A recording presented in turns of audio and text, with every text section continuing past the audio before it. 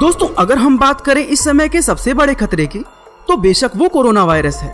क्योंकि जिस हिसाब से कोरोना वायरस लगातार अपना कहर ढा रहा है, उसे देखकर तो लगता है कि अगर जल्द ही कोई सॉल्यूशन ना निकाला जाए तो भारी तबाही हमारा इंतजार कर रही है।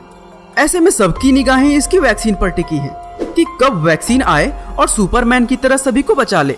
पर दोस्तों क्या ऐसा सचमुच हो सकता है? क्या अगर वैक्सीन आ भी गई तो सब कुछ ठीक होने की गारंटी है? चलिए इन सभी सवालों का जवाब हम अपने इस वीडियो में जानने की कोशिश करते हैं। दोस्तों यह बात तो हम सभी जानते हैं कि आए दिन कोई ना कोई देश यह अनाउंस करता है कि उसके यहाँ कोरोना वायरस की वैक्सीन बन रही है और उसका आखिरी ट्रायल होने वाला है। ऐसे में लोगों के मन में एक उम्मीद जग जाता है कि शायद वो अब इतने बड़े मुश्किल समय से निकल पाएंगे। पर क्या यह सब इतना आसान हो पाएगा? क्योंकि दोस्तों ऑस्टरहॉल्म जैसे मेडिकल एक्सपर्ट का कहना है कि लगातार वैक्सीन बनने के प्रॉमिस से लोगों की एक्सपेक्टेशन बढ़ रही है। अगर वैक्सीन बन भी जाती है तो लड़ाई यहीं पर खत्म नहीं होगी, क्योंकि वैक्सीन के बनने और लोगों पर असर करके उन्हें ठीक करने में बहुत डिफरेंस होता है। क्योंकि कोरोना वायरस कोई नॉर्मल बीमारी नहीं है जिसकी वैक्सीन बनाकर यह कंफर्म हो जाएगा कि सब कुछ ठीक हो गया है। ऐसे में बहुत से लोग यह सोच रहे होंगे कि जब पोलियो और स्मॉल पॉक्स जैसी बीमारियों की वैक्सीन बनकर सक्सेसफुली चल सकती है तो कोरोना वायरस का क्यों नहीं? दोस्तों जवाब बिल्कुल सिंपल सा है, जहां हमें यह समझने की जरूरत है कि हर वायरस अलग तरीके से इन्फेक्ट करता है। दोस्तों इस चीज को समझाते हुए मेडिकल रिसर्चर एडोल्फ गार्सिया का कहना है कि हर वायरस का स्पेसिफिक कैरेक्टरिस्टिक होता है, जहां पर उनके इन्फेक्ट करने का तरीका अलग अलग होता है। अब जैसे कि अगर हम स्मॉल पॉक्स की बात करें तो वैक्सीन से इसके इन्फेक्शन को रोका जा सकता है, लेकिन कोरोना वायरस के पेशेंट में कॉमन कोल्ड के अलावा और कोई सिम्टम नहीं दिखाई देता। और दोस्तों अभी तक कॉमन कोल्ड को ठीक करने के लिए वैक्सीन ही नहीं बन पाई है, और इसी वजह से सर्दी जुकाम बुखार जैसी बीमारियां हमें बार बार होती रहती हैं। दोस्तों कॉमन कोल्ड से लड़ने के लिए हमारी बॉडी खुद ही अपने आप को स्ट्रांग करती है, इसलिए जिसका इम्यून सिस्टम स्ट्रांग होता है उन्हें ये बीमारी जल्दी नहीं पकड़ती है। दोस्तों यहाँ पर सिम्टम भले ही कॉमन कोल्ड के क्यों ना हो, लेकिन वायरस काफी ज्यादा भयानक है, जिसकी वजह से अब तक 7 लाख से भी ज्यादा लोग मारे जा चुके हैं। और हम यह कैसे भूल सकते हैं कि कोविड-19 के सिम्टम ठीक वैसे ही हैं जैसे अर्ली 20s के टाइम पर सार्स वायरस के थे।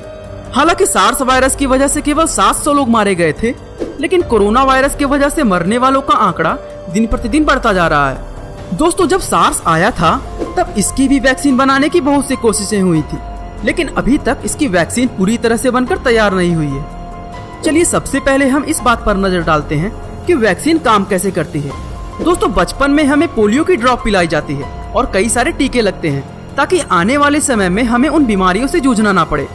ठीक उसी तरह अगर कोरोना वायरस की वैक्सीन बन जाती है तो यह हमारी बॉडी में कोविड-19 के वायरस से लड़ने के लिए एंटीडोट तैयार करता है, जिस वजह से जब कभी भी वायरस हमारी बॉडी को इन्फेक्ट करेगा तो फर्स्ट स्टेज में पहुंचने से पहले ही वैक्सीन के जरिए हमारी बॉडी में इंजेक्ट किया गया एंटीडोट अपना काम करना शुरू कर देगा, जिसकी वजह से वायरस का शरीर पे कोई नुकसान नहीं होगा।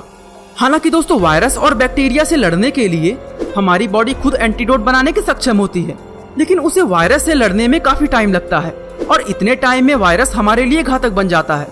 बस इसी वजह से वैक्सीन को पहले ही शरीर में इंजेक्ट कर दिया जाता है।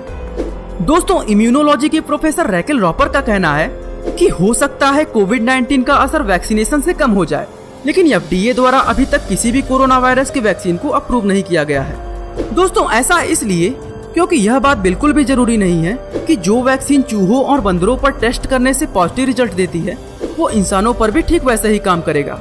और इसका जीता जागता सबूत डेंगुवैक्सिया है। जी हाँ दोस्तों, ये वही वैक्सीन है जो 2016 में डेंगू फीवर के लिए रिलीज की गई थी, लेकिन इस वैक्सीन की वजह से करीब 600 फिलीपींस के स्कूली बच्चे मारे गए थे। क्योंकि हर बार वैक्सीन आपकी बॉडी में सही से रिएक्ट करे यह बिल्कुल भी जरूरी नहीं है। ऐसे में यह कहना गलत नहीं है कि बिना वैक्सीन के रहना खराब वैक्सीन से ज्यादा बेहतर है। दोस्तों बहुत से कंट्रीज में ऐसा होता है जहां पर लोग डायरेक्ट वैक्सीन बनाने के बाद लोगों को इंजेक्ट कर देते हैं, जिसकी वजह से कई सारे लोगों की जान चली जाती है।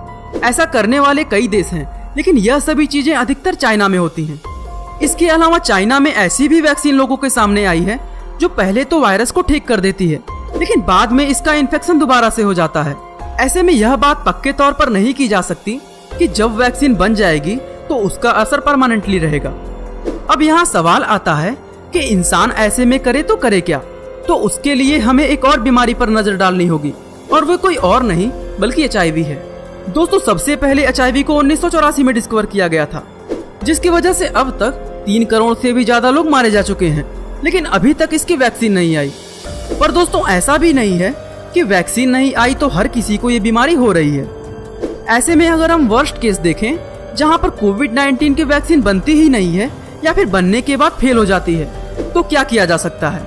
दोस्तों ऐसे केस में सबसे पहले तो हमें लिविंग कल्चर का तरीका बदलना होगा। जहां हम फ्रीली कुछ भी कर सकते थे, अब हमें अपने लाइफ में चीजों को करने से पहले एक बार रियलिटी को चेक करना होगा कि जो चीजें हम करने जा रहे हैं वो क्या आज की सिचुएशन के हिसाब से सही है। फिर वो आपकी अनहाइजेनिक हैबिट हो या फिर लोगों के साथ मिलने जुलने की आदत, क्योंकि दोनों ही चीजें इस समय पर मौत के बराबर हैं। दोस्तों आज के समय में कॉमन लाइफ स्टाइल का तरीका पूरी तरह से बदल रहा है, और इस चीज का सबसे बेहतर एग्जाम्पल जापान है, क्योंकि जो लाइफ स्टाइल जीने की हम कोशिश कर रहे हैं वो जापान ऑलरेडी कई सालों से जी रहा है। जहां जापान के अधिकतर लोग घर से निकलने से पहले ही अपने चेहरे पर मास्क लगाते हैं और लोगों से दूरी बनाकर ही रखते हैं। आज दुनिया भर में कोरोना वायरस अपना कहर दिखा रहा है, लेकिन जापान अपने टेक्नोलॉजी को बेहतर से बेहतर बनाने में लगा हुआ है। और अगर इस नई कॉमन लाइफ स्टाइल को हम अपना लें, जिसमें सोशल डिस्टेंसिंग और हाइजीन जैसी चीजें भी शामिल हों, तो शायद हम बिना वैक्सीन के भी खुद को इस वायरस से सुरक्षित रख सकते हैं। दोस्तों वायरस इन्फेक्टेड होने के बाद अच्छी मेडिसिन अगर प्रोवाइड की जाए जो तुरंत हमारी बॉडी में इस वायरस पर काम करना शुरू कर दे, तो उससे भी हमारा काम बन सकता है। कुल मिला के हमें पूरी तरह से वैक्सीन पर डिपेंडेंट नहीं होना है, क्योंकि पास्ट के कई सारे इंसिडेंट ऐसे हैं जो इस चीज के चांसेस बढ़ा देते हैं कि वैक्सीन आए ही ना। बाकी आपका इस पर क्या राय है, हमें कमेंट करके जरूर बताएं। दोस्तों 6 अगस्त 1945 को जापान के हिरोशिमा में सब कुछ नॉर्मल चल रहा था। तभी लोगों को एक बड़ा सा एयरक्राफ्ट आते दिखता है, जिसमें से पैराशूट से बंधा कंटेनर जमीन पर गिरता है। दोस्तों इसके जमीन पर गिरते ही चारों तरफ तबाही मच जाती है, और इस तबाही की खबर पूरे जापान में फैलने लगती है। तभी उसके 3 दिन बाद यानी कि 9 अगस्त 1945 को एक और धमाका होता है, लेकिन इस बार ये धमाका नागासाकी में होता है। दोनों धमाकों में लाखों लोगों की जानें चली जाती हैं। लेकिन दोस्तों एक शख्स ऐसा भी होता है जो दोनों धमाकों को झेलकर दुनिया के सामने एक मिसाल की तरह खड़ा हो जाता है। तो आखिर कौन है वो शख्स और क्या हुआ था उसके साथ? इसे जानने के लिए हमारे आने वाले वीडियो का इंतजार करें और चैनल को सब्सक्राइब करना ना भूलें। और ऐसे ही इंटरेस्टिंग वीडियोस को लगातार देखने के लिए हमारे चैनल को लाइक, शेयर और सब्सक्राइब करना ना भूलिएगा। आपका बहुमूल्य समय देने के लिए बहुत बहुत धन्यवाद।